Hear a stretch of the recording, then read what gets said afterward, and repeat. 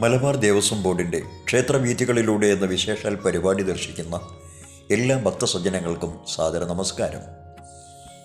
മലപ്പുറം ജില്ലയിലെ വണ്ടൂർ ദേശത്ത് സ്ഥിതി ചെയ്യുന്ന വണ്ടൂർ ശിവക്ഷേത്രത്തിൻ്റെ മാഹാത്മ്യങ്ങളാണ് നാം ഇന്ന് അറിയുവാൻ പോകുന്നത്.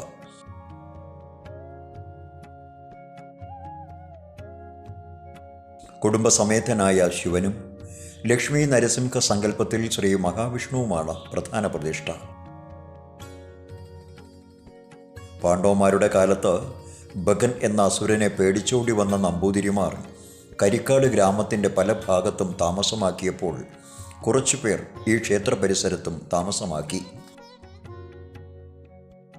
വൈഷ്ണവർ ആയ അവർക്ക് ആരാധിക്കാൻ ശിവൻ്റെ ഇടതുഭാഗത്ത് പാർവതിയും പാർവതിയുടെ മടിയിൽ സുബ്രഹ്മണ്യനും വലതുഭാഗത്ത് ഗണപതിയും ആയുള്ള ശക്തി പഞ്ചാക്ഷരി ധ്യാനത്തിലിരിക്കുന്ന ശിവപ്രതിഷ്ഠയുടെ അരികിലായി ശ്രീ മഹാവിഷ്ണുവിൻ്റെ പ്രതിഷ്ഠയും നടത്തി. രാജകീയ പദവിയിൽ വിരാജിക്കുന്ന ശിവൻ്റെ ഭൂമിയിൽ അല്പം താഴ്ത്തിയാണ് വിഷ്ണു ക്ഷേത്രം നിർമ്മിച്ചത്. ക്ഷേത്രത്തിൻ്റെ അകത്ത് ധാരാളം വണ്ടുകൾ ഉണ്ടായിരുന്നതിനാലാണ് ഈ ദേശത്തിന് വണ്ടൂർ എന്ന പേര് വന്നത്.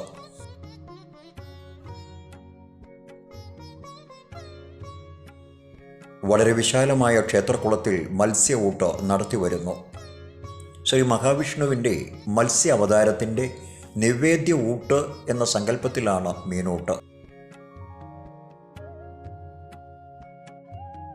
ക്ഷേത്രത്തിലെ വിശേഷ വഴിപാട് തിരുവാതിര ഊട്ടാണ്. നാളികേരം ചിരകിച്ചേർത്ത് ജീരകം നെയ്യിൽ വറുത്തുണ്ടാക്കുന്ന വിശേഷ പായസ നിവേദ്യം ഇവിടുത്തെ പ്രത്യേകതയാണ്. ശിവരാത്രി ദിവസം രാത്രി മാത്രമാണ് ദേവൻ പുറത്തേക്ക് എഴുന്നള്ളുന്നത്.